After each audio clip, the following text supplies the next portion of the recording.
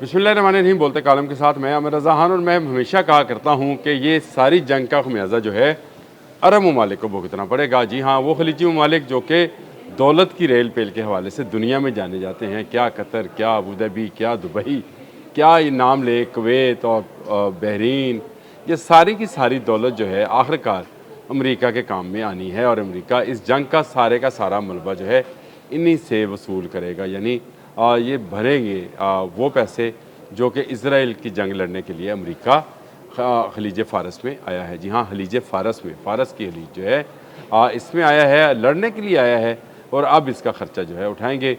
गो बड़ी अच्छी खबर है कि डोनाल्ड ट्रंप ने यह कह दिया कि 20% जो है, जो टैक्स लिया जाना था आने जाने वाले जहाज़ों का।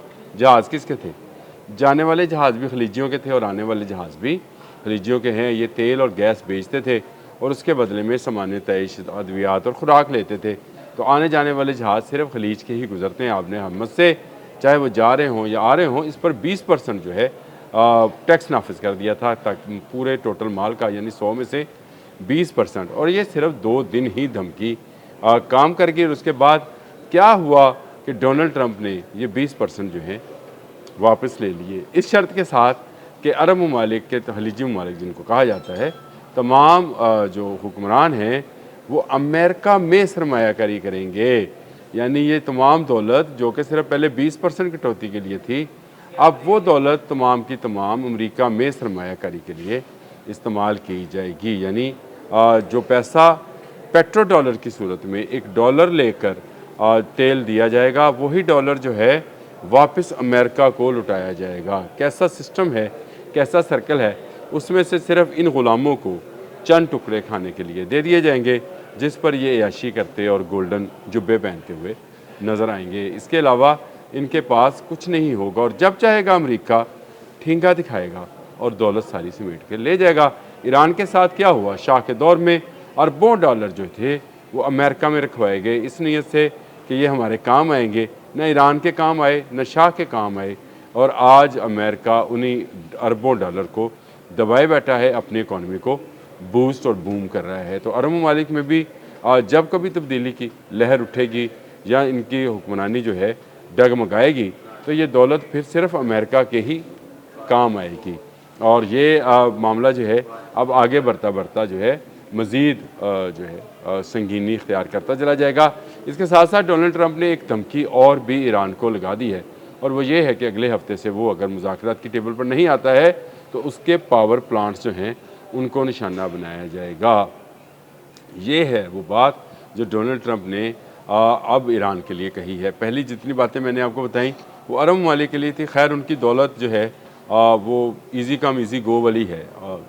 ज़मीन से निकल रहा था, तेल बेच रहे थे भाई, अब वो तेल की दौलत भी जो है वो अमेरिका लेकर जाएगा। डोनाल्ड ट्रंप इसकी पूरी तैयारी कर चुका है। लेकिन ईरान के लिए उसने कहा कि अगले हफ्ते से वो पावर प्लांट्स को निशाना बनाएगा और इसकी बिजली बंद कर देगा, पुलों को गिरा देगा, ट्रेन की पटरियाँ उतार देगा, और वो मज़र शाह वाली बरकें कि दो कर देगा।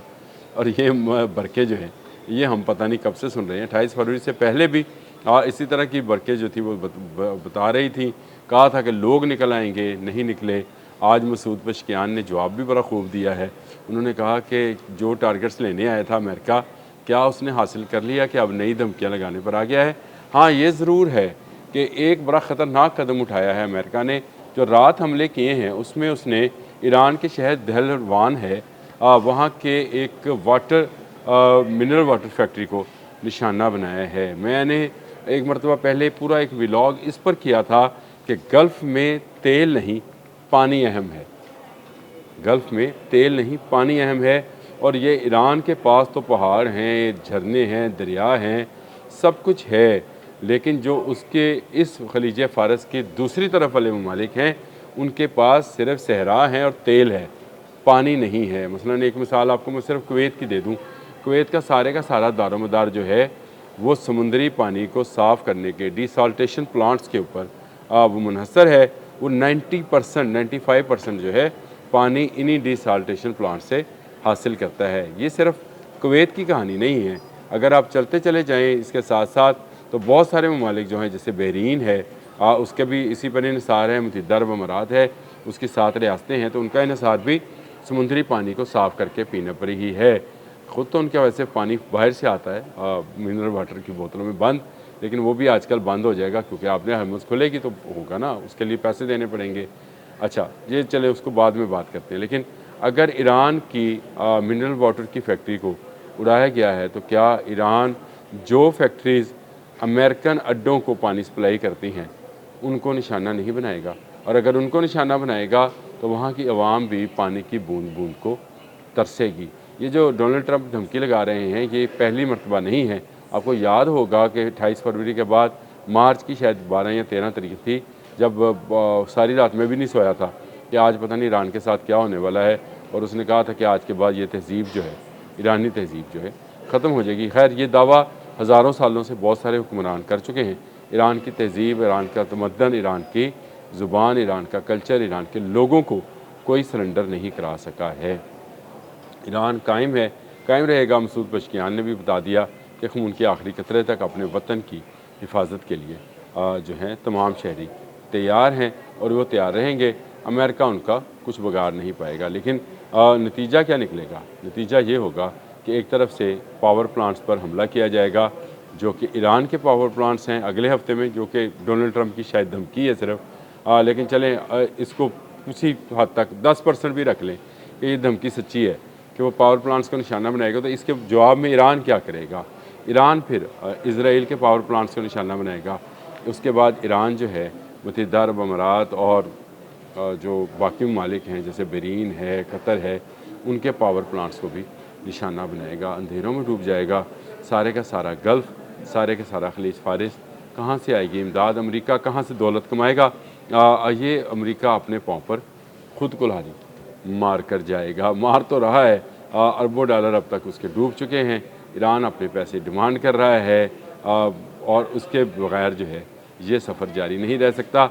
अगर आपने हरमुज़ में अमन हो, तजारत हो, तो शायद इसमें सबका भला हो, ना सिर्फ ईरान का बल्कि बहुत सारे ममालिक, हम जैसे ममालिक भी जो इसी तेल की तजारत के ज़रिए से ही अपने पावर हाउसेस चलाते हैं। अगर ये सारे की सारी तेल की जो है तरसील बंद होती है, एक तरफ से अमेरिका ब्लॉकेट किए बैठा है तो दूसरी तरफ से नाकाबंदी का ईरान ने ऐलान कर दिया, तो बिल्कुल ही सब कुछ बंद हो जाएगा।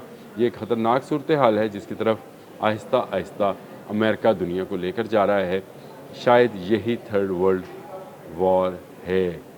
इसी थर्ड वर्ल्ड वॉर में, जो कि इकनॉमिक वॉर से शुरू होती है, सेकेंड वर्ल्ड वॉर भी वैसे इकनॉमिक वॉर से ही शुरू हुई थी और फर्स्ट वर्ल्ड वॉर का भी जो था आगाज़ इकनॉमिकली ही था। तो रियासतें जो थी जब गरीब होने लगती हैं और वहाँ पर अफरा तफरी मचने लगती है तो फिर वो लूट मार के लिए बाहर निकलती हैं। अमेरिका अपनी इकॉनमी को बचाने के लिए उसी लूट मार के लिए आया है। पहले उसने 20% का कहा, अब उसने कहा खलीजी ममालिक देंगे, और उसके बाद उसने ईरान के लिए धमकी जारी कर दी। ये धमकी जो है काम करेगी या नहीं करेगी, आने वाले व्लॉग्स में मैं आपको बताऊंगा कि इसका जवाब ईरान क्या देगा। अब तक के लिए इतना ही। अल्लाह।